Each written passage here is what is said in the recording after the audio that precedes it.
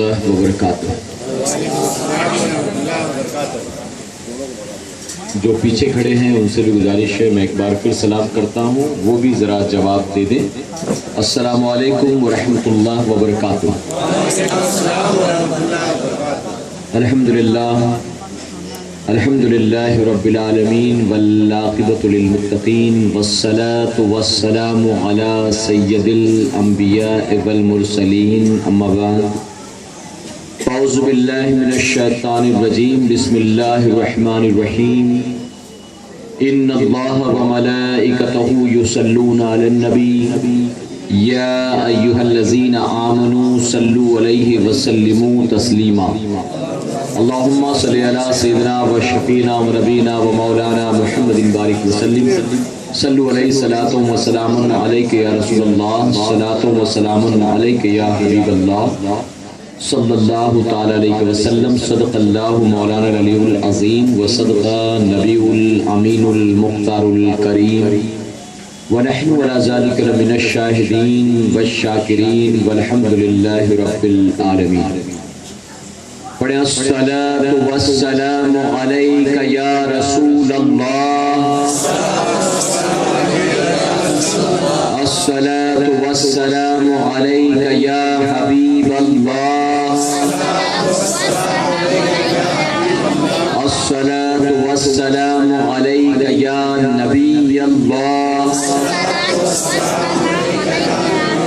وعلی آلک واصحابک یا نور اللہ صلی اللہ تعالی علیہ وسلم۔ رب کعبہ کی بارگاہ میں دعا ہے، مولا اپنے حبیب صاحب الاولاد صلی اللہ تعالی علیہ وسلم کے صدقہ طفیل ہم تمام حاضرین اور سامعین کو ماہ محرم الحرام کی برکتوں سے بھرپور مالا مال فرما۔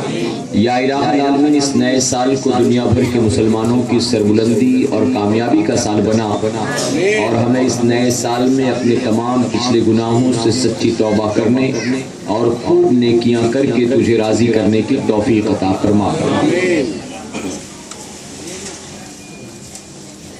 جو دہکتی ریت کے بستر پہ سویا وہ حسین، جو دہکتی ریت کے بستر پہ سویا وہ حسین، جس نے اپنے خون سے دنیا کو دھویا وہ حسین، جو جوان بیٹے کی میت پہ نہ رویا وہ حسین، جس نے اپنا سب کچھ کھو کے کچھ نہ کھویا وہ حسین، مرتبہ اسلام کا جس نے دوبالا کر دیا، مرتبہ اسلام کا جس نے دوبالا کر دیا، خون نے جس کے دو عالم میں اجالا کر دیا، اور ہو سکے تو لائیے دونوں جہاں میزان میں، ہو سکے تو لائیے دونوں جہاں میزان میں نے ایک سجدہ زمین کربلا سے لے لیا۔ میرے پیارے آقا علیہ الصلوۃ والتسلیم کے پیروانوں، ماہ محرم الحرام کے آغاز سے لے کر اب تک آپ مسلسل ایسے اجتماعات اور ایسی محفلوں میں شرکت کرتے چلے آ رہے ہوں گے۔ آپ نے پہلی تاریخ سے لے کر اب تک علماء کرام کے مختلف موضوعوں پر بہترین خطابات سماعت فرمائے۔ آپ جانتے ہیں کہ آج سنی دعوت اسلامی کا یہ اجتماع ایک دعوتی اجتماع ہے۔ آپ کو اس محفل میں اس لیے بلایا گیا ہے کہ آپ کو یہاں جمع کر کے ایک بڑی محفل کی دعوت دینا ہے۔ میرے پیارے آقا علیہ الصلوۃ والتسلیم کے پیروان، علامہ فخر الدین رازی رحمۃ اللہ تعالی کے حوالے سے کتابوں میں آتا ہے کہ ہر صبح آپ بازار جاتے اور بازار سے کچھ مزدوروں کو مزدوری طے کر کے انہیں اپنے گھر لاتے، اور مزدوروں کو ایک گھر کے کمرے میں بٹھاتے، اس کمرے کو خوشبو سے معطر کرتے اور مزدوروں سے کہتے کہ تمہیں کوئی کام نہیں کرنا، بلکہ جس وقت تک کہ میں نے تم سے مزدوری طے کی ہے اس وقت تک تم سب کو میرے آقا پر درود و سلام پیش کرنا ہے۔ خود بھی ان کے درمیان بیٹھتے اور آقا پر درود و سلام پیش کرتے۔ جب شام ہو جاتی تو ان کا شکریہ ادا کرتے، ان کا محنتانہ دیتے اور انہیں ان کے گھر کی طرف روانہ کر دیتے۔ پھر صبح ہوتی، بازار جا کر کچھ نئے مزدوروں کو مزدوری طے کر کے گھر لاتے، شام تک ان کے ساتھ بیٹھے درود شریف پڑھتے، مزدوری دے کر انہیں روانہ کرتے۔ فرمایا گیا پوری زندگی آپ کا یہ عمل تھا اور اللہ رب العزت کو آپ کا یہ عمل اتنا پسند آیا کہ فرمایا گیا علامہ فخر الدین رازی رحمۃ اللہ تعالی نے سوتی حالت میں نہیں بلکہ جاگتی حالت میں کئی مرتبہ میرے نبی کے رخ زیبا کی زیارت فرمائی۔ میرے پیارے آقا علیہ الصلوۃ والتسلیم کے پیروانوں، آج اپنے آقا جناب محمد رسول اللہ صلی اللہ علیہ وسلم پر درود و سلام پڑھنا دور کی بات، آج ہمارا آپ کا حال یہ ہے کہ ہم ایک دوسرے کو بھی سلام کرتے ہوئے کتراتے ہیں، اور اگر کوئی خود سلام کر لے تو ہمیں صحیح طور پر اس کو جواب دینے کی بھی توفیق نہیں ہوتی ہے۔ ہم ہاتھ دکھا دیتے ہیں، سر ہلا دیتے ہیں، لیکن زبان نہیں ہلا پاتے۔ میرے پیارے آقا کے پیروانوں، آپ نے سنا ہوگا کہ سلام کا کرنا نبی کریم صلی اللہ علیہ وسلم کی سنت مبارکہ ہے، اور جواب کا دینا یہ واجب ہے، اور جواب اتنا بلند آواز کے ساتھ دیا جائے کہ سلام کرنے والا بآسانی ہمارے جواب کو سن سکے۔ تو اس طرح سے سلام کے جواب کا دینا واجب ہے۔ میرے پیارے آقا کے پیروانوں، کبھی کبھی ایسا ہوتا ہے کہ سامنے سے کوئی نوجوان آ رہا ہے اور ہماری طرح کوئی مبلغ گزر رہا ہے، میں ہوں، ہمارے ساتھی عقیل بھائی ہو گئے، عبدالقدیر بھائی ہو گئے، گزر رہے ہیں، اور اس نوجوان نے ہمیں سلام نہیں کیا، ہم نے بھی اس سے سلام نہیں کیا، تو وہ ناراض ہو جاتا ہے اور لوگوں میں کہتا پھرتا ہے کہ پتہ نہیں مبلغین اپنے آپ کو کیا سمجھتے ہیں، ان کے اجتماع میں میں ہمیشہ بیٹھتا ہوں، میں ان کے سامنے سے گزرا، انہوں نے مجھ کو سلام نہیں کیا، پتہ نہیں اتنا اکڑتے کیوں ہیں یہ لوگ، اس طرح کی وہ باتیں کرنا شروع کر دیتا ہے۔ جبکہ میرے پیارے آقا علیہ الصلوۃ والتسلیم کے پیروانوں، ہم نے سلام نہیں کیا تو اس کی وجہ یہ تھی کہ ہم نے آپ کو پہچانا نہیں۔ اجتماع میں جہاں تک بیٹھنے کی بات ہے تو میں روزانہ کئی اجتماعات میں تقریریں کرتا ہوں، ایک جگہ بیان کر کے گھاٹ کوپر سے یہاں آیا ہوں، آپ کے سامنے ہوں، کل اسی طرح سے اور 2 محفلیں ہوں گی، پرسوں اور کوئی محفل ہوگی، تو ہر محفل میں آنے والے کے چہرے کو میں پہچانوں یہ ضروری نہیں ہے، یہ پاسبل بھی نہیں، لیکن آپ مجھے پہچان لیں یہ بہت آپ کے لیے آسان ہے۔ تو سامنے سے وہ گزر گیا، چہرے پر داڑھی نہیں تھی، جینس ٹی شرٹ پہن رکھا تھا، میں نہیں پہچان سکا، تو اس لیے میں نے سلام نہیں کیا، لیکن اس نے تو مجھے اچھی طرح سے پہچانا ہوگا، تو اس نے پھر سلام کیوں نہیں کیا؟ اب اگر وہ یہ کہتا پھرتا ہے کہ مبلغین بہت کرتے ہیں، پتہ نہیں اپنے آپ کو کیا سمجھتے ہیں، تو میرے سلام نہ کرنے کی وجہ سے ناراض ہو کر اگر میرے بارے میں اتنی باتیں وہ کرتا ہے تو وہ ساری باتیں اس کے لیے بھی تو فٹ ہوتی ہے۔ اگر سلام نہ کر کے تیری نظر میں میں قصوروار بن گیا تو سلام نہ کر کے میری نظر میں تو بھی تو اتنا ہی قصوروار ہوا۔ اگر سلام نہ کر کے میں نے گناہ کیا تو سلام نہ کر کے تو نے بھی تو گناہ کیا، تو جب تو مجھے گالیاں دیتا ہے تو ان ساری گالیوں کا حقدار تو بھی تو ہے کہ تو نے سلام کر لینا تھا کم سے کم۔ اور جانتے ہو جب ہم خود پہل کرتے ہیں سلام، ہم خود آگے بڑھ کر سلام کرتے ہیں، عام طور پر ایسا ہوتا نہیں، عام طور پر ہم ویٹ کرتے سامنے والے کا کہ وہ کرے، اور ہم نے اگر کسی کو 2-3 دن کر بھی لیا تو چوتھے دن کہتے ہیں اب ہم نہیں کرنے والے، یہ اپنے آپ کو کیا بہت بڑے باپ کا سمجھتا ہے، روز میں ہی کروں گا، یہ نہیں کرتا ہے اب میں بھی نہیں کرنے والا ہوں، یہ کرے تو ٹھیک نہیں تو میں بھی نہیں کروں گا، اس طرح سے ہم چھوڑ دیتے اور نہیں کرتے۔ دراصل یہ شیطانی وسوسہ، شیطان نہیں چاہتا کہ مسلمان آسانی سے جنت کا حقدار بن جائے، نیکیوں کا مستحق بن جائے، اسی لیے وہ ایسی باتیں دل کے اندر پیدا کرتا ہے کہ مسلمان محروم ہو جائے نیکیاں کمانے سے۔ جانتے ہو اللہ کے محبوب جناب محمد رسول اللہ صلی اللہ علیہ وسلم نے ارشاد فرمایا کہ جب 2 مسلمان آپس میں ایک دوسرے کو سلام کرتے ہیں تو اللہ رب العزت ان کے درمیان 100 رحمتیں تقسیم فرماتا ہے، اور 100 میں فرمایا گیا 10 اسے ملتا ہے جو سلام کا جواب دیتا ہے، اور 90 اس کے حصے میں آتا ہے جو سلام میں پہل کیا کرتا ہے، سلام میں پہل کرتا ہے۔ تو اب ہمیں چاہیے کہ 90 لینا ہو تو سامنے والے کا ویٹ نہیں کریں گے بلکہ خود بڑھ کر کریں گے کہ انشاءاللہ، اور اگر خود کوئی سلام کر دے تو پھر ہمیں بھی محبت سے جواب دینا چاہیے کہ انشاءاللہ۔ ابھی عادت بنا لو، آج ہمیں شرم آتی ہے، اپنے بھائی سے سلام کرنے میں شرم آتی ہے، باپ سے سلام کرنے میں شرم آتی ہے، بیٹے سے سلام کرنے میں شرم آتی ہے، ہماری دکان میں، کارخانے میں، فیکٹری میں اگر کوئی مسلمان ملازم ہے، مسلمان نوکر ہے ہمیں اس کو سلام کرنے میں شرم آتی ہے، ہمیں اپنی بیوی کو سلام کرنے میں شرم آتی ہے. ہم سوچتے ہیں ان کو سلام کریں گے تو یہ تو سر پہ چڑھ جائیں گے، یہ میرا نوکر اس کو سلام کروں گا تو پتہ نہیں کل کہاں اڑے گا. یہ میری بیوی ہے میں اس کو سلام کروں، بیوی ہے میری یہ کرے میں کیوں کروں؟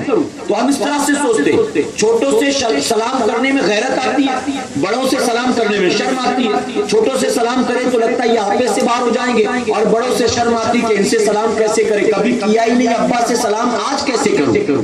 ابا سوچیں گے کیا ہو گیا میرے بیٹے کو، کبھی کرتا ہی نہیں تھا آج تو سلام کر رہا ہے. تو اسی لیے نہیں کرتے ہم. جبکہ ہمارے آقا جناب محمد رسول اللہ صلی اللہ علیہ وسلم کے حوالے سے فرمایا گیا کہ میرے آقا کبھی کسی کے سلام کا انتظار نہیں کرتے تھے، بلکہ آقا ہمیشہ اپنے غلاموں سے بڑھ بڑھ کر سلام کرتے تھے. یہاں تک کہ میرے آقا کا گزر اگر مدینے کی گلیوں سے ہوتا اور گلیوں میں صحابہ کے چھوٹے چھوٹے بچے کھیلتے نظر آتے تھے تو میرے آقا بڑھ بڑھ کر ان بچوں سے بھی سلام کیا کرتے تھے. میرے پیارے آقا کے دیوانوں، تو یہ آقا کی سنت ہے، اس پر عمل کرو. کہو انشاءاللہ. اور صرف آج کی بات نہیں کر رہا ہوں، پوری زندگی کہو انشاءاللہ. سامنے والا مسلمان ہے پتہ ہے تو انتظار نہیں کرو گے، خود سلام کرو گے. کہو انشاءاللہ. گھر جاؤ تو بیوی سے سلام کرو، گھر سے نکلو تو سلام کرو، ماں باپ سے ملو سلام کرو، مسجد میں آؤ تو امام سے سلام کرو، مقتدیوں سے سلام کرو. آپ جب بھی مسلمان ملے مسلمان سے تو سلام کرے. اور جانتے ہو سلام کے بعد اگر مسافر کی توفیق ہو گئی تو اب انعام اور بڑھ جائے گا. آقا نے فرمایا جب دو مسلمان آپس میں ایک دوسرے سے مسافہ کرتے ہیں تو ان کے ہاتھ جدا ہونے سے پہلے اللہ دونوں کی مغفرت فرما دیتا ہے. اور جہاں جہاں پر انعام ملنے والا ہے وہیں پر باطل عقائد والوں نے روڑے اٹکانے شروع کر دیا.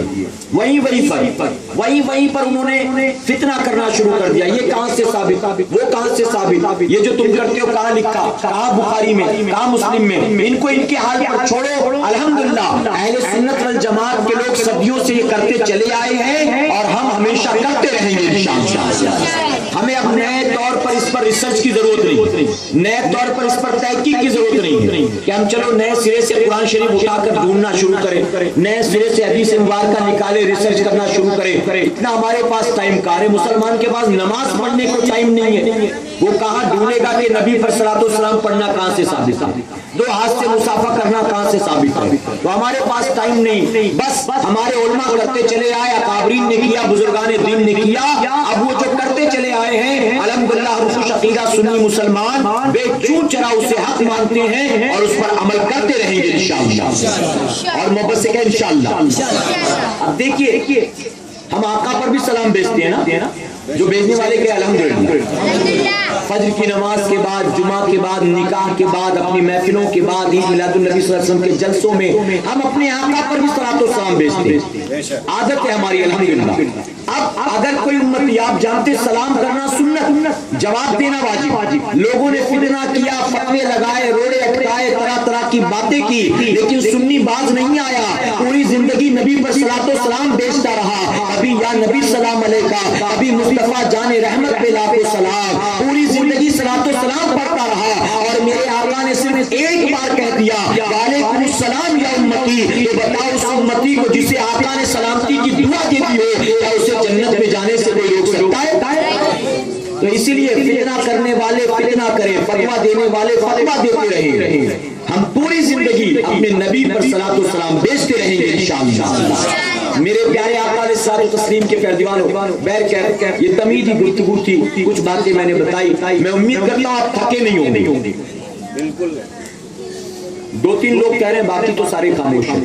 اگر تھک گئے ہیں تو میں صلاۃ و سلام کے لیے تیار ہوں، اور آپ سننا چاہتے ہیں تو میں بیان کے لیے تیار ہوں. اب چوائس آپ کی ہے، آپ کے ہاتھوں میں فیصلہ ہے، آپ جیسا چاہیں. میں تو روز تقریر کرتا ہوں الحمدللہ میرا دل بھرا ہوا. ایسا نہیں ہے کہ 5 آدمی بیٹھے تو بھی 3 بجے رات تک بیان کروں. یہ میری عادت نہیں ہے، اور اللہ خود اپنے بندوں پر ان کی طاقت سے زیادہ بوجھ نہیں رکھتے ہیں. ہمارے یہاں پر ہم نے دیکھا، برا مت مانیے گا، زیادہ تر لوگ یو پی بہار کے ہوں گے نا، میرا خود بھی تعلق یو پی سے ہے. تو ہم نے دیکھا وہاں پر ایسا ہوتا ہے کہ رات کے 4 ساڑھے 4 بجے تک جلسے ہوتے ہیں، اور جب مسجد سے فجر کی اذان شروع ہوتی ہے تو اسٹیج پہ صلاۃ و سلام شروع ہوتا ہے، اور اس کے بعد دونوں چیزیں ساتھ میں ختم ہوتی ہیں. اور اس کے بعد اسٹیج والے سائیکل اٹھا کے گھر کی طرف نکلتے ہیں. اللہ کے گھر کی طرف وہ گاؤں کے 2-4 بڈھے جاتے ہیں. بس مسجد میں جا کر دیکھو تو نہ میدان والے ہوتے ہیں اور نہ اسٹیج والے ہوتے ہیں الا ماشاءاللہ. تو بتائیے کیا فائدہ ہوا ایسے جلسے کا؟ کیا فائدہ؟ میں تو بہت معذرت کے ساتھ کہوں گا رات بھر نعتیں پڑھنا نبی کی آنکھوں کی ٹھنڈک نہیں ہے، بلکہ اللہ کے سجدے کرنا نبی کی آنکھوں کی ٹھنڈک ہے. رات بھر نعتیں سنی، رات بھر تقریر سنی، خوب نعرہ لگایا اور فجر کی اذان میں پیر پسار کے سو گیا، کیا اللہ اس کو جنت میں داخل کر دے گا؟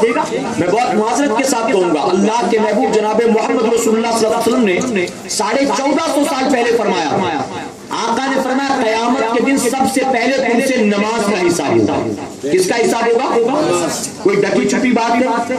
کوئی نئی نویلی بات ہے؟ آج پہلی بار پتا چلا، آج تک تو کبھی سنا ہی نہیں تھا. ایسی تو کوئی بات نہیں نا، آپ نے کئی بار سنا ہوگا. آقا نے فرمایا 1450 سال پہلے، اور مسلسل 1450 سال سے یہ بات آگے بڑھتی ہوئی ہم تک پہنچی کہ قیامت کے دن اللہ سب سے پہلے نماز کا حساب لے گا. یہ کس سے لے گا؟ اللہ سب سے پہلے نماز کا حساب اللہ کس سے لے گا قیامت کے دن؟ بال ٹھاکرے سے، منموہن سنگھ سے، بش سے. کس سے لے گا؟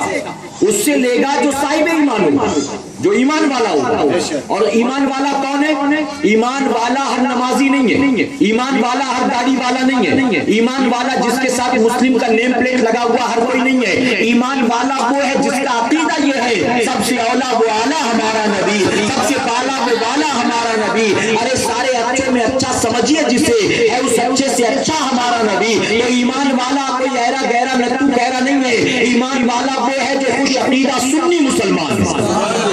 اور وہ کون ہے؟ ہم اور آپ ہیں نا، کہ الحمدللہ. میرے پیارے آقا کے پیغمبروں، تو آقا نے ہمارے بارے میں فرمایا کہ قیامت کے دن سب سے پہلے تم سے نماز کا حساب ہوگا، سب سے پہلے نماز کا حساب. ابھی ہمارے عقیل بھائی پوچھ رہے تھے کتنے کارخانے میں کام کرنے والے اور کتنوں کے اپنے کارخانے. تو کئی لوگوں نے ہاتھ اٹھایا کہ ہمارے کارخانے، چلیے کسی کا کپڑے کا کارخانہ ہوگا، کسی کا زری کا کارخانہ ہوگا، کسی کی لیدر کی فیکٹری ہوگی، کوئی جوتے چپل بناتا ہوگا، کوئی بیگ بناتا ہوگا. لیکن انہی طرح کے کاروبار سے آپ لوگ لگے ہوئے ہیں، انہی طرح کے کاروبار سے. اب آپ کے پاس بہت سارے کلائنٹس ہیں. آپ کو ایسی مثال دوں جو آپ کی سمجھ میں آیا آسانی سے. بہت سارے کلائنٹ، ایک کلائنٹ ایسا ہے جو اوکیشنلی ہے، تیوہاروں کے ٹائم پہ اس کا کام ملتا ہے، سال بھر اس کا کام نہیں آتا. لیکن ایک کلائنٹ ایسا جو سال بھر آپ کا سپورٹ کرتا ہے، سال بھر آپ کو سنبھالتا ہے. اب دونوں کا آرڈر آیا دیوالی کے ٹائم پہ، کوئی تیوہار آیا، دونوں نے آرڈر دیا. آپ پرائرٹی کس کو دیں گے؟ آپ فرسٹ پریفرنس کس کو دیں گے؟ اسی کو دیں گے نا جو سال بھر آپ کا ساتھ دیتا ہے. سال بھر کہ یار یہ سال بھر اپنا ساتھ دیتا ہے، اس کا مال پہلے بنائیں گے، اس کا بنا دیں گے، بعد میں سائیڈ میں رکھیں. ایسا ہوتا کہ نہیں ہوتا؟ میرے پیارے آقا علیہ الصلوۃ والتسلیم کے پیغمبروں، آپ بھی دیکھتے ہیں پرائرٹی کس کو دینا، فرسٹ پریفرنس کس کو دینا، اہمیت کس کو دینا. اب آقا نے 1450 سال پہلے فرمایا سب سے پہلے نماز کا حصہ. لیکن اپنے گریبان میں جا کر دیکھو کہ ہم اور آپ کہاں ہیں اس سوال کا جواب دینے میں، کہاں ہے؟ رب تبارک تعالیٰ فرمائے گا میں نے تجھ کو 40 سالہ 50 سالہ 60 سالہ زندگی دی، دن اور رات میں 5 وقت نماز فرض کی تھی، تو نے ان نمازوں کی کیا حفاظت؟ ہم کیا کہیں گے؟ ہم کیا جواب دیں گے؟ ایک اور مثال دوں آپ کو سمجھانے کے لیے، اجازت ہے آپ؟ مان لیجئے کوئی آپ کو یہاں ملا باہر روڈ اور کہنے لگا ماہیم درگاہ شریف جانے کا راستہ کہاں سے؟ تو آپ کیا سمجھیں گے؟ آپ سمجھیں گے اس کو ماہیم درگاہ شریف جانا ہوگا، تبھی تو پتہ پوچھا. آپ کہو گے ایک کام کرو، 1:20 کی باندرا ٹرمینس سے ٹرین ہے اجمیر شریف کے لیے، آپ اجمیر شریف چلے جائیں. وہ کہے گا مجھے ماہیم درگاہ شریف جانا، ماہیم درگاہ شریف کے لیے بتائیے کیسے جاؤ؟ آپ کہو گے ایک کام کرو یہاں سے نکل جاؤ، اس مین روڈ کے اوپر فلاں بس ملتی ہے، وہ پکڑ کے حاجی علی چلے جاؤ. وہ کہے گا مجھے ماہیم درگاہ شریف جانا ہے، مجھے وہاں کیسے جانا، وہاں کا پتہ بتاؤ. آپ کہو گے ایک کام کرو، آپ رائٹ سے اگر بس پکڑو گے فلاں نمبر سیدھے بابا بہاؤالدین شاہ کی بارگاہ میں پہنچ جاؤ گے. وہ کہے گا مجھے ماہیم درگاہ شریف جانا، کیسے جاؤں؟ آپ کہو گے ایک کام کرو وہ بس لے لو، وہاں سے چاند شاہ ولی چلے جاؤ. وہ کہے گا عجیب بے وقوف آدمی، ہاں مقام میں نے اپنا ٹائم اور انرجی اس کے پیچھے ویسٹ بتائی، کہے گا نہیں ہٹ جائے گا وہاں سے، چھوڑو لگتا ہے پاگل ہے یہ دیوانہ ہے، ہٹ جائے گا. کہے گا کسی اور سے پوچھتا ہوں. آقا فرماتے قیامت کے دن اللہ تم سے سب سے پہلے نماز کا حساب لے گا. اللہ فرمائے گا تجھ پر میں نے جو دن رات میں 5 وقت نماز فرض کی تھی اس کا تو نے کیا کیا؟ ہم کہیں گے مولا محرم میں ہر سال چندہ دیتا. رب فرمائے گا جو نماز فرض تھی اس کا کیا کیا؟ مولا میں کھچڑا بھی خوب کھاتا تھا. جو نماز فرض تھی اس کا کیا کیا؟ ہر کمیٹی والے جو شربت بناتے تھے گلی گلی میں جا کر اس کو پیتا تھا. جو نماز فرض تھی اس کا کیا کیا؟ میں صرف سال میں ایک بار نہیں ہر 6 تاریخ کو اجمیر شریف جاتا تھا. جو نماز تھا تو سنگل میں آگے آگے ناچتے ناچتے گھومتا تھا. جو نماز فرض تھی اس پر تو نے کیا کیا؟ ہم کہیں گے مولا باسی بقرہ عید کو اپنے بیوی بچوں کو حاجی علی حاجی ملنگ لے جاتا تھا. رب فرمائے گا جو نماز فرض تھی اس کا تو نے کیا کیا؟ ہم کہیں گے مولا ہر جمعرات کو ماہم درگاہ جاتا تھا. رب فرمائے گا جو نماز فرض تھی اس کا تو نے کیا کیا؟ ہم کہیں گے مولا تعزیہ میں ہر محرم میں اٹھاتا تھا. رب فرمائے گا جو نماز فرض تھی اس کا کیا کیا؟ ہم کہیں گے میں علاوہ بھی کرتا تھا. رب فرمائے گا جو نماز فرض تھی اس کا تو نے کیا کیا؟ ہم کہیں گے مولا جو میلہ لگتا تھا 10 محرم کو میں اس میں بھی جاتا تھا. اب بتاؤ آپ کے اس سارے جوابات کی بنیاد کیا مولا اس سوال کو چھوڑ دے گا؟ کیا رب فرمائے گا بندے اتنا سب کچھ کرتا تھا اب تو نماز نہیں پڑھتا تھا جانے دے کوئی بات نہیں اتنا تو سب کشت کرتا ہی تھا. کیا بتاؤ نماز کا سوال معاف ہو جائے گا؟ کوئی نہیں کہہ سکتا. بڑا سے بڑا عالم بھی نہیں, بڑا سے بڑا مفتی بھی نہیں, کوئی نہیں کہہ سکتا کہ وہ سوال معاف. کیوں جانتے ہو؟ آقا نے فرما دیا سب سے پہلے نماز کا سوال وہ درست ہے اللہ سب کچھ قبول فرما لے. یہ تمہاری دیکھ, تمہارا کھچڑا, تمہارا شربت, تمہاری چادر, تمہارا مزارات پر جانا, نظر و نیاز کرنا, یہ سب کچھ اللہ قبول کرے گا. لیکن سب سے پہلے ضروری کیا ہے؟ نماز. اور اگر وہی نہیں ہے تو باقی سب کچھ اللہ قبول کرے گا؟ بتاؤ بالکل قبول ہوگا. بتاؤ آقا نے فرما دیا سب کی قبولیت کا دار و مدار اسی پر, اور وہ نہیں اللہ کچھ بھی قبول کرنے والا نہیں. سیدنا عمر فاروق اعظم رضی اللہ عنہ فرماتے ہیں جس پر فرض کا قرض باقی ہو اللہ اس کی نفل عبادات کو قبول نہیں فرماتا. نماز کیا ہے؟ فرض ہے. برا مت مانیے, میں کھچڑے کا, شربت کا, مزارات پر حاضری دینے کا, نظر و نیاز کا, فاتح خوانی کا منکر نہیں ہوں. لیکن میں عرض کرنا چاہوں گا آج معاشرے کا جائزہ لینے کے بعد شرم آتی ہے کہتے ہوئے آج کا سنی صرف انہی رسم و رواج میں الجھ کر رہ گیا ہے اور اس میں فرائض و واجبات کو صدیوں پہلے ہی فراموش کر دیا. صدیوں پہلے. کنڈیشن یہ ہے کہ جب 10 محرم کی رات کو کھچڑا بناتے ہو, اب کھچڑا بھی کیسے بنتا ہے؟ اب تو کمپٹیشن ہونے لگا. فلاں کمیٹی نے کتنے ڈیگ بنائے؟ 11. آپ انہیں 21 بنائیں. کون سا اپنے باپ کا پیسہ جانا؟ کون سا اپنے باپ کا؟ دوسری کمیٹی کو پتا چلا 21 ڈیگ, ہم 51 ڈیگ بنائیں. آپ کے سی دھاراوی میں, مائم دھاراوی, سائن دھاراوی میں 111 ڈیگ لوگ کھچڑا بناتے ہیں. میں عرض کرنا چاہوں گا 111 ڈیگ کھچڑے کا انہیں بنایا, لوگوں کو جمع کر کے کھلایا. کیا کوئی گارنٹی دے دیتا ہے کہ تجھے جنت میں جانے سے کوئی نہیں روک سکتا؟ کیا کوئی گارنٹی دے سکتا ہے؟ میرے پیارے آقا علیہ الصلوۃ والتسلیم کے نوجوانوں, کیا کوئی یہ دعویٰ کر سکتا ہے کہ 111 ڈیگ جو میں نے کھچڑے کا بنایا امام حسین 100% مجھ سے راضی ہو گئے, خوش ہو گئے؟ کیا بتاؤ کوئی گارنٹی دے سکتا ہے؟ اور کھچڑا بھی کیسے بنتا ہے؟ کن حالات میں بناتے ہو؟ جہاں کھچڑا بنانا ہو اس کمیٹی کے اندر میں جو ایریا ہے وہاں جو دکانیں آتی ہیں, کارخانے آتے ہیں, ان سے جا کے جبرن پیسے وصولے جاتے ہیں. ہم کو کچھ معلوم نہیں. تجھے 20 کلو چاول دینا ہی پڑے گا کھچڑے کے لیے, تجھے ایک گونی جو ہے گیہوں دینا ہی پڑے گا کھچڑے کے لیے, تجھے 20 کلو شکر دینا ہی پڑے گا شربت کے لیے. ہوتا ہے کہ نہیں ہوتا؟ ہم سال بھر نہیں آتے ہیں, ایک ہی 12 یا 1500 روپے لکھانا پڑے گا تجھے نیاز کے لیے. اس طرح سے جبرن وصولا جاتا. میں پوچھتا ہوں کون امام علی مقام کے نقش قدم پر ہے؟ وہ غریب دکاندار ہے کہ آپ ہو؟ ارے آپ تو ظلم کر رہے ہو, وہ دکاندار تو صبر کر رہا ہے. اور کربلا کے میدان میں آپ نے دیکھا ہوگا صبر کرنا حسین کا کام ہے, جبر کرنا یزید کا کام ہے. یہ جو کھچڑے کے نام پر جبرن وصولتا ہے یہ گویا یزید کے نقش قدم پر ہے, اور وہ دکاندار غریب جو خاموش ہے وہ گویا امام حسین کے نقش قدم پر ہے. کیا فائدہ ایسے کھچڑے کا؟ امام حسین خوش ہوں گے, امام حسین راضی ہوں گے ایسے شربت سے؟ اور صرف یہی تک حد نہیں ہے بلکہ رات بھر کھچڑے کا ڈیگ بنتا رہتا ہے گلی کے نکڑ پر, لائن سے لگا دیا, سجا دیا پورا محلہ, ساری گلیاں. رات بھر لوگ چلاتے رہتے, پکاتے رہتے, اور ٹائم پاس ہو بغل میں کیرم بھی لگا دیتے, کرکٹ بھی کھیلتے, بیڈمنٹن بھی کھیلتے. پوری رات یہی سلسلہ جاری رہتا ہے یہاں تک کہ جب مسجد سے فجر کی اذان ہوتی ہے حی علی الصلاۃ حی علی الفلاح, نماز نیند سے بہتر ہے, نماز نیند سے بہتر ہے. تو ڈیگ والا ڈیگ ہی پر بیٹھا رہتا ہے اور گھروں سے چند بوڑھے نکل کر جاتے ہیں اللہ کا سجدہ کرنے کے لیے. اب یہ دیکھتا ہے, ان کو تو سمجھتا ہے اس غریب بوڑھے محتاج مجبور کو سجدے لے کر جائیں گے جنت میں, اور مجھ کو تو یہ ڈیگ پہنچا دے گی جنت میں. مجھ کو تو یہ ڈیگے کافی ہے, مجھ کو تو کھچڑا کافی ہے. اے حسینیوں, میں پوچھنا چاہتا ہوں امام حسین کربلا میں کھچڑے کے لیے آئے تھے، شربت کے لیے آئے تھے؟ جھگڑا کس بات کا تھا؟ جھگڑا تعزیہ داری کا تھا؟ جھگڑا علاوہ کودنے کا تھا؟ جھگڑا علم بٹھانے کا تھا؟ جھگڑا کس بات کا تھا یزید سے؟ یزید داڑھی منڈاتا تھا، یزید بے نمازی تھا، یزید فاسق تھا، یزید شریعت و سنت کے خلاف زندگی گزارتا تھا، یزید زانی تھا، یزید جواری تھا، یزید بندروں کا ناچ دیکھتا تھا، یزید کسی کی بہو بیٹی کی عزت نہیں کرتا تھا۔ ارے یزید نفس کا ایسا دیوانہ تھا، ایسا نفس کا شیطانی تھا کہ باقاعدہ اس نے اعلان کر رکھا تھا معاذ اللہ، اگر کسی بھائی کو اپنی سگی بہن پسند آ جائے، خالہ پسند آ جائے، پھوپھی پسند آ جائے، تو میں اختیار دیتا ہوں ایک بھائی اپنی بہن سے نکاح کر سکتا ہے معاذ اللہ، خالہ سے شادی کر سکتا ہے معاذ اللہ۔ امام حسین کیسے گوارا کر سکتے تھے؟ یزید نے کہا میرے ہاتھ پر ہاتھ دے دو، جان بچ جائے گی۔ حسین نے کہا جان دے دوں گا لیکن تیرے ہاتھ میں ہاتھ نہیں دوں گا۔ یزید نے کہا فیصلہ تیرا ہے، یا تو ہاتھ دے یا تو سر دے۔ حسین نے کہا ہاتھ تو نہیں دے سکتا، ہاں سر دینے کو تیار ہو، اور تاریخ شاہد ہے امام علی مقام نے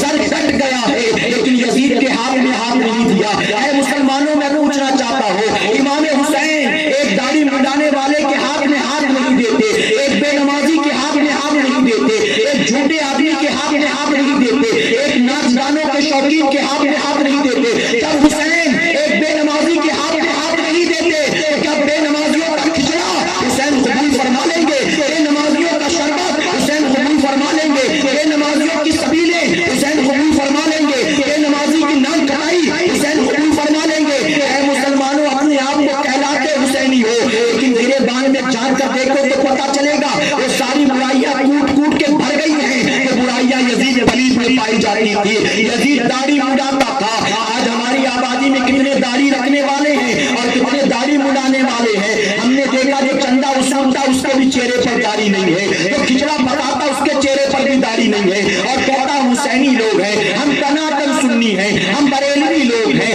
صرف زبانی دعویٰ کرنے سے کچھ نہیں ہوتا ہے۔ اے مسلمانوں جانتے ہو تاریخ اسلام کی اٹھا کر دیکھ لو، بہت سارے جھوٹے نبی پیدا ہوئے، جھوٹے مفکر پیدا ہوئے، جھوٹے مجدد پیدا ہوئے، جھوٹے مصنف پیدا ہوئے۔ دین میں بہت سارے جھوٹے مکار فریبی ہمیشہ آتے رہے ہیں، جھوٹے ولی بھی بنتے رہے، جھوٹے غوث بننے کا بھی دعویٰ کیا، جھوٹے خواجہ بننے کا بھی دعویٰ کیا، ہر کسی نے جھوٹا دعویٰ کیا ہر معاملے میں، لیکن حسین بننے کا کسی نے دعویٰ نہیں کیا۔ اس کی وجہ کہ باقی سارے دعووں میں کھانے پینے کا انتظام ہوتا تھا، لیکن حسین بننے کا دعویٰ کرنے کے لیے اپنی گردن کو کٹانا پڑتا تھا، اپنے سر کو کٹانا پڑتا تھا۔ اور کسی مفکر سے پوچھنے والے نے پوچھا تھا کہ تمام انبیاء کی کتابوں کو ایک وقت کے بعد بدل دیا گیا لیکن قرآن کو آخر کیوں نہیں بدلا جا سکا؟ تو جانتے مفکر نے کیا جواب دیا تھا؟ جواب دیا اس کی وجہ یہ ہے تمام انبیاء کو اللہ نے کتاب عطا فرمائی تھی، حسین نے نہیں دیا تھا، لیکن محبوب کو اللہ نے قرآن بھی عطا فرمایا اور اس کی حفاظت کے لیے حسین بھی عطا فرمایا تھا۔ اور جانتے حسین کو قرآن سے اتنی محبت اتنی محبت اتنی محبت کہ حسین صرف اپنے گھر میں قرآن نہیں پڑھتا، کربلا کے خیمے میں قرآن نہیں پڑھتا۔ ارے حسین کو قرآن سے اتنی محبت کہ حسین کی گردن کاٹ دیں تو نیزے پہ چڑھ کے بھی حسین قرآن پڑھتا نظر آتا ہے۔ آج ہم کہاں ہیں؟ دعوے بڑے بڑے حسینی ہیں ہم لوگ، حسینی ہیں ہم لوگ۔ کوئی کھچڑا شربت کھا پی لینے سے حسینی نہیں بن جاتا ہے، سمجھے؟ دو چار پلیٹ نہیں دو چار ڈیک کھا لو تو بھی حسینی نہیں بن سکتے۔ محرم کے شربت کو پی صرف نہ لو، اسی میں غسل بھی کر لو وضو بھی کر لو تو بھی حسینی نہیں بن سکتے ہو۔ حسینی بننے کے لیے قربانیاں دینی پڑتی ہیں، حسینی بننے کے لیے لالا کا جگر چاہیے ہوتا ہے، حسینی بننے کے لیے اے مسلمانوں نمازوں کا پابند بننا ہوتا ہے، حسینی بننے کے لیے اپنے دلوں میں نچنیوں گویوں کے لیے نفرت پیدا کرنی پڑتی ہے، حسینی بننے کے لیے دنیا کی محبت نکال کر اپنے دل میں شریعت و سنت کی محبت بٹھانی ہوتی ہے۔ سبحان اللہ سبحان اللہ۔ پوری زندگی کو ہم حسینی ہم حسینی حسینی اور عمل یزید کی طرح ہو تو یہ امام حسین کی محبت نہیں، یہ تو دھوکہ ہے۔ اور یہ دھوکہ کس کے ساتھ ہے؟ حسین کے ساتھ ہے کہ اپنے ساتھ ہے؟ بتاؤ حسین کے ساتھ کیا دھوکہ کرو گے؟ دھوکہ خود اپنے ساتھ اپنے آپ سے دھوکہ کر رہا ہے کہ میں حسینی ہوں، میں حسینی ہوں، حالانکہ حسین جیسا کوئی عمل تو ہے نہیں۔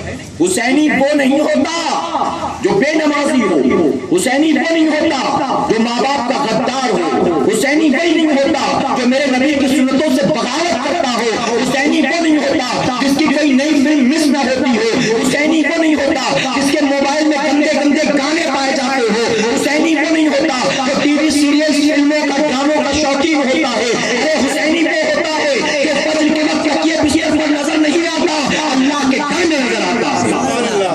حسینی وہ ہوتا ہے جو ناچ گانوں سے محبت نہیں کرتا بلکہ تلاوت قرآن مقدس سے محبت کرتا ہے۔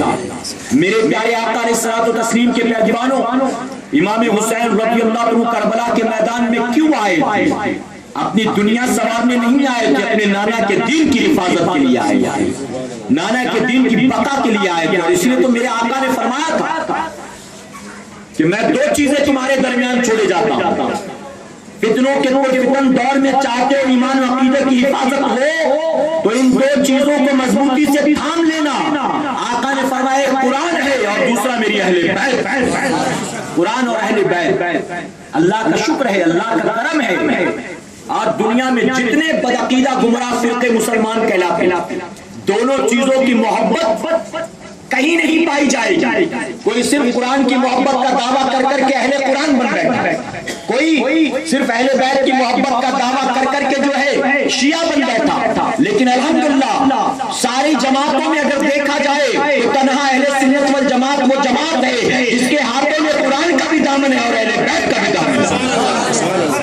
علاوہ اس کے کہیں اور آپ کو یہ دونوں چیزیں نظر نہیں آئے گی۔ اور آقا نے ضمانت دے دی کہ جنہوں نے دونوں چیزوں کو مضبوطی سے تھاما ہو وہ صاحب ایمان ہیں، ان کے مومن ہونے کی بشارت میرے آقا نے عطا فرمائی ہے۔ الحمدللہ اللہ کا شکر ہے، کرم ہے، کسی باطل گروہ میں پیدا نہیں، گمراہ فرقے میں پیدا نہیں۔ میں پوری ذمہ داری کے ساتھ کہوں گا، علماء سن رہے ہیں تو ان کو گواہ بنا کر کہوں گا، الحمدللہ ہم اور آپ کسی باطل گروہ میں پیدا نہیں ہوئے، ہم اور آپ اس جماعت میں پیدا ہوئے ہیں جس جماعت کو خود میرے آقا نے جنتی فرمایا۔ جنت میں سوائے اس کے دوسری کوئی جماعت جانے والی نہیں ہے۔ جانتے ہو کیوں؟ مبالغے کی بنیاد نہیں کہتا، اس جماعت سے میں تعلق رکھتا ہوں اس وجہ سے نہیں کہتا، بلکہ اس لیے کہتا ہوں کہ میرے آقا نے جنتی جماعت کی جتنی نشانیاں بتائیں وہ ساری نشانیاں اسی اہل سنت والجماعت کے اندر پائی جائیں، کہیں اور نہیں۔ اور میں ایک چیز بتاؤں، یہ تمام نشانیاں گنانے کا وقت نہیں، لیکن ایک سب سے بڑی نشانی جو آپ کے سامنے کھلی ہوئی وہ یہ ہے کہ جتنے ولی پیدا ہوئے اللہ نے سارے ولی اسی جماعت میں پیدا فرمائے۔ آپ کو باطل عقائد والوں کے آپ کوئی ولی نہیں نظر آئے گا، کوئی وہابیوں میں آپ کو داتا دکھا، دیوبندیوں میں کوئی خواجہ دکھا، شیعوں میں آپ کو کوئی پیر فقیر مخدوم درویش دکھا، کہیں نہیں۔ داتا بھی یہاں ہے، خواجہ بھی یہاں ہے، غوث بھی یہاں ہے، مخدوم بھی یہاں ہے۔ اور جانتے ہو کیوں؟ اس کی وجہ ہے کہ مقام ولایت حاصل کرنے سے پہلے ایمان والا ہونا ضروری ہے، چونکہ یہ سارے فرقے بے ایمانوں کے ایمان نہیں ہے تو ولایت کہاں سے ملے گی، ولی کہاں سے بنے گا؟ یہ جماعت ایمان والوں کی، اور چونکہ وہ ایمان والوں کی جماعت ہے اس لیے اللہ نے ان کو مقام ولایت عطا فرمایا۔ تو معلوم ہوا یہ جماعت بے ایمانوں کی جماعت نہیں ہے، الحمدللہ یہ ایمان والوں کی جماعت ہے، یہ جنتیوں کی جماعت ہے۔ ہمارا مسلک اچھا ہے، ہمارا مذہب سچا ہے، ہمارے عقائد 100% پرفیکٹ ہیں، بس اعمال کو سنوارنے کی کوشش کرو، اپنے آپ کو نمازوں کا پابند بنا لو، اپنے آپ کو شریعت کا پابند بنا لو، اپنے آپ کو سنتوں کا پابند بنا لو، بتاؤ کوشش کرو گے انشاءاللہ۔ آخری بات میں کروں اور اجازت ہو آپ کی، میرے پیارے آقا کے پیروانوں معذرت کے ساتھ کہوں گا، حسینی بنتے ہو ذرا دل پر ہاتھ رکھ کے جواب دو، داڑھی منڈانا یہ حسین کا کام ہے کہ یزید پلید کا کام؟ یزید کا کام ہے نا۔ اور فرمایا گیا مسلمانوں میں سب سے پہلے داڑھی جس نے منڈایا وہ یزید پلید سب سے پہلے۔ تو پتا چلا قیامت تک جتنے داڑھی منڈے ہوں گے وہ اسی کے نقش قدم پر، اسی کے نقش قدم پر۔ اب ہم اور آپ حسینی ہیں تو ہماری ذمہ داری بنتی ہے کہ ہم چہرے پر داڑھی رکھ کر امام حسین کے نانا کی سنت کو زندہ کریں انشاءاللہ۔ اور جب ہم نے اس کو اپنا لیا تو یقیناً امام حسین بھی راضی ہوں گے, ان کے نانا بھی خوش ہو جائیں گے, ان کے نانا بھی. اور میرے پیارے آقا کے پیروانوں, جب صبح ہوتی ہے تو ایک مسلمان سب سے پہلے استنجے سے فارغ ہوا, برش کیا, پھر سب سے پہلے داڑھی مونڈنے کا انتظام کرتا ہے کہ جلدی سے ریزر اٹھاؤ, جلدی سے سیلون میں چلو. وہ یہ بتاتا ہے گویا کہ یہ داڑھی اگر کوئی دیکھے گا تو کہیں ایسا نہ کہے کہ یار بیمار لگ رہا ہے, کیا ہوا تجھے. اگر 2-4 دن کی داڑھی کسی نے دیکھ لی, میں نے نہ بنایا, تو کوئی کہے گا لگتا ہے نوکری چھوٹ گئی تھی, کیا ہوا, بستر سے اٹھائے کیا بیماری کے, کیا ہوا, گھر میں کوئی مر گیا ہے, کیسی شکل بنا رکھا. روزانہ صبح مسلمان سو کر اٹھتا ہے تو سب سے پہلے فکر کرتا, اس سے پہلے باہر نکلوں داڑھی کو منڈاؤ, چہرے سے داڑھی نکال کر نالی میں پھینک دو. اے مسلمانوں, ہر صبح اٹھ کر تم گویا اپنے چہرے پر اس طرح نہیں پھیرتے ہو, نبی کے کلیجے پر اس طرح پھیرتے ہو. جب تم داڑیاں مونڈتے ہوں گے, آقا کو کتنی تکلیف ہوتی ہوگی. حدیث مبارکہ میں آیا, اگر کوئی داڑھی منڈا یہودی آقا کے سامنے آتا تھا, آقا اس کو دیکھ کر چہرہ پھیر لیتے تھے. ارے بے داڑھی والے یہودی کو دیکھ کر نبی چہرہ پھیر لیتے تھے. اب اگر قبر میں نبی نے چہرہ پھیر لیا, اگر محشر میں نبی نے چہرہ پھیر لیا, تو کیا بتاؤ مائیکل جیکسن کام آئے گا, کیا کوئی نچنیا گویا کام آئے گا, شرابی زانی آئے گا جن کی شکلیں بناتے ہو وہ کام آئیں گے قیامت کے دن.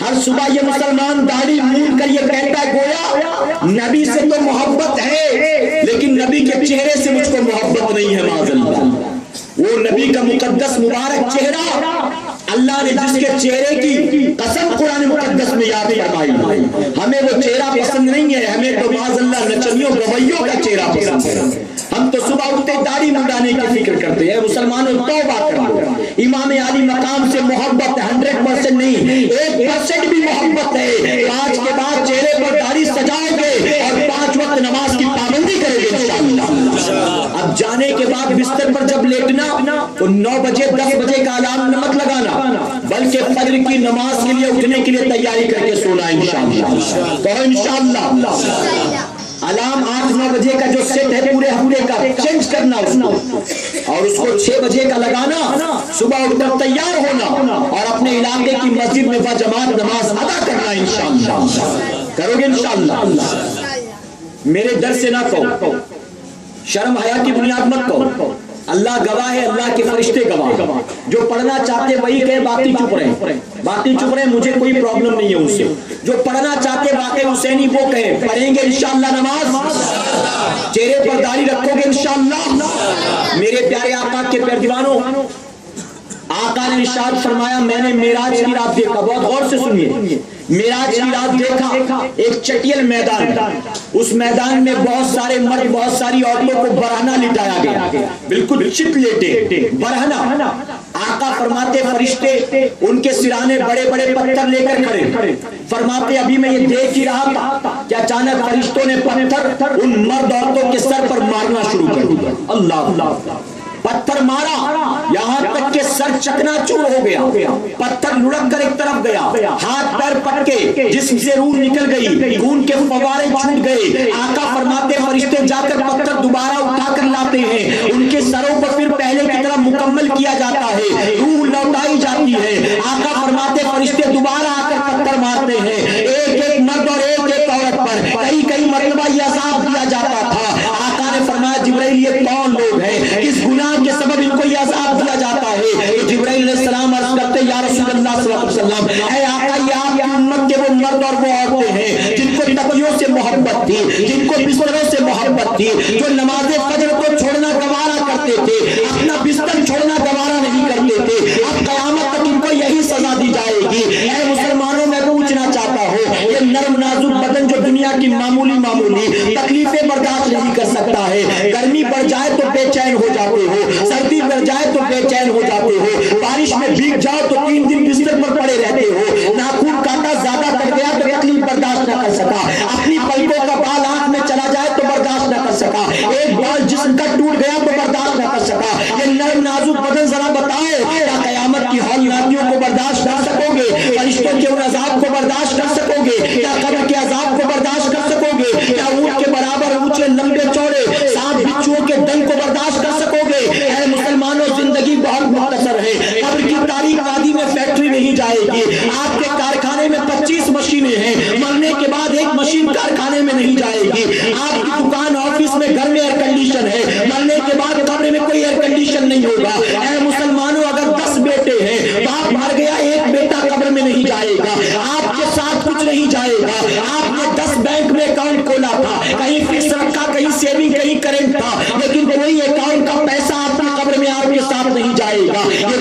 के सजदे सुबह उठ के करते हो, यही सजदे कब्र में साथ जाने वाले हैं। ये जो रातों को दीनी महफिलों में आते हो, ये महफिलों में आना कब्र में साथ जाएगा। और जानते हो कैसा जाएगा? आका फरमाते हुए मेरा बंदा, मेरा उम्मती, वो बंदा जो रात के अंधेरे में अपने घर से निकलकर अल्लाह के घर की तरफ जाता होगा, अल्लाह उसकी कब्र के अंदर रोशनी पैदा फरमाएगा।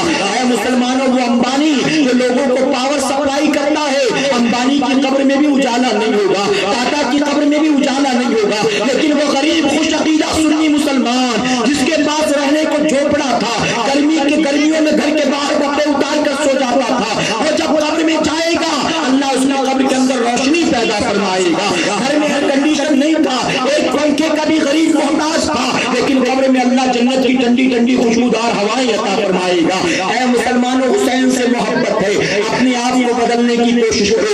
खाने पीने वाली मोहब्बत न रखो, जबान पेट वाली मोहब्बत मत रखो, आने जाने वाली मोहब्बत मत रखो, मेले ठेले वाली मोहब्बत मत रखो, ड्रम देख वाली मोहब्बत मत रखो। हुसैन से मोहब्बत है, अपनी जिंदगियों को बदलने की कोशिश करो इंशाअल्लाह, अपने अमाल को संवारने की कोशिश करो इंशाअल्लाह। तुम जिंदगी भर कहो ना कहो मैं हुसैनी हूँ, मैं हुसैनी हूँ, अमाल संवर गए, क़यामत में खुद हुसैन कहेंगे नाना शफाअत कराओ इसकी कि ये हुसैनी है, ये मेरा दीवाना है। अपनी जिंदगियों को बदलो, यही तहरीक सुन्नी दावत इस्लामी का मिशन है, यही सुन्नी दावत इस्लामी का मकसद है। ऐ मुसलमानों, हम वही पैगाम आज दुनिया के कोने कोने में आम कर रहे हैं जो पैगाम करबला के मैदान में इमाम हुसैन लेकर आए थे, तो इमाम हुसैन का नवासा गरीब नवाज हिंदुस्तान लेकर आया था। हम उसी मकसद और उसी मिशन को लेकर आगे बढ़ रहे हैं जिस मिशन को लेकर बरेली के ताजदार खड़े हुए थे। ऐ मुसलमानों, तहरीक से वाबस्ता हो जाओ, तहरीक के बाजुओं की कुव्वत बन जाओ, हमारे बाजुओं को मजबूत करो। सुन्नी दावत इस्लामी का इज्तिमा जो 14, 15, 16 दिसंबर को यानी आने वाले जुमा शनिचर इतवार आजाद मैदान वादी नूर में होने जा रहा है, कसीर तादाद में शिरकत की कोशिश करो इंशाअल्लाह। जितने कारखाने वाले आज से तय कर ले कि हमें इंशाअल्लाह 15-16 तारीख को छुट्टी करके अपने सारे वर्कर्स के साथ, सारे कारीगरों के साथ वादी नूर में आना है इंशाअल्लाह। अगर आपको लगता है कि मैंने अगर 2 दिन कारखाना बंद कर दिया मेरा 30,000 का नुकसान होगा, 40,000 का नुकसान होगा, मैं कहता हूं अगर ये नुकसान की बात जहन में आए तो झटक देना ये सोचकर शैतानी वसवसा है। शैतान मुझे नहीं जाने देना चाहता, इसी वजह से वसवसा पैदा करता है। ऐ मुसलमानों, दिल पर पत्थर रखकर इस वसवसे को दबा देना और बंद करके कारखाने को निकल आना।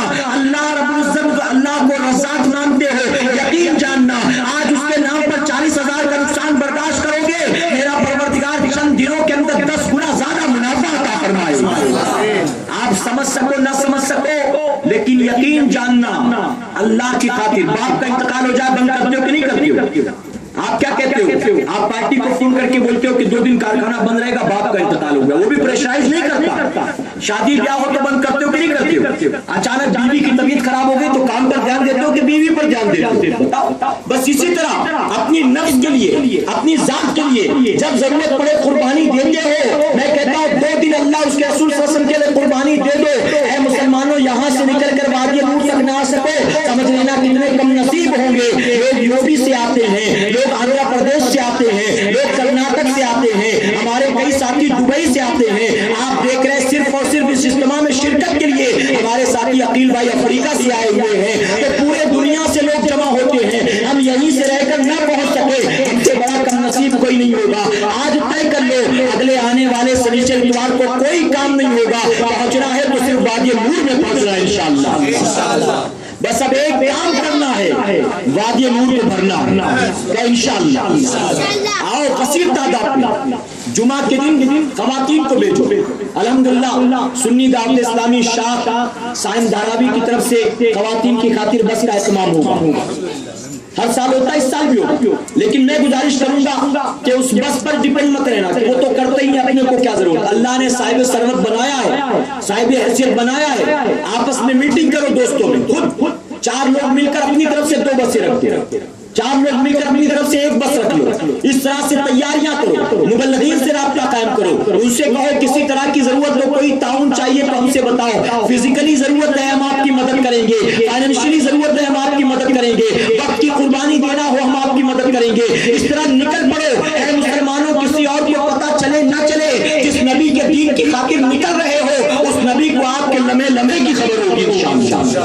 محنت کرو, 14 تاریخ کو عورتوں کو بھیجو اور 15-16 کو سب کام ایک طرف رکھ کر خود پہنچنے کی کوشش کرو. انشاءاللہ آئیں گے انشاءاللہ. اب ایک اور دعوت, اجازت ہے آپ؟ کل سنیچر ہے, سنی دعوت اسلامی کی عالمی مرکز اسماعیل حبیب مسجد پر سنی دعوت اسلامی کا مرکزی اجتماع ہوتا ہے ہر سنیچر.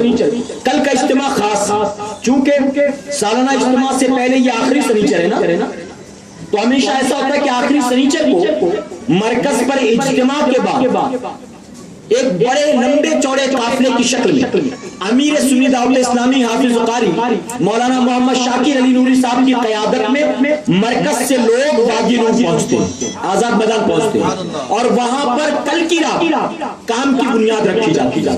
یعنی وضو خانہ کل ہی رات کھودا جاتا ہے, استنجا خانہ, اسی طرح ٹینٹ جو لگتا ہے, پنڈال جو لگتا ہے, اسٹیج جو لگتا ہے, پتھر ہٹانا, راستے صاف کرنا, یہ سارا کام کل رات شروع ہوتا ہے. تو کتنے خوش نصیب ہیں جن کو اللہ اس کام کے لیے چنتا ہے. دیکھتے ہیں کل جو آئیں گے وادی نور آزاد میدان میں اس کام کو انجام دینے کے لیے, سمجھ لیں اپنی قسمت پر ناز کریں. آئے تو بہت تھے لیکن مولا نے مجھے پسند فرما لیا.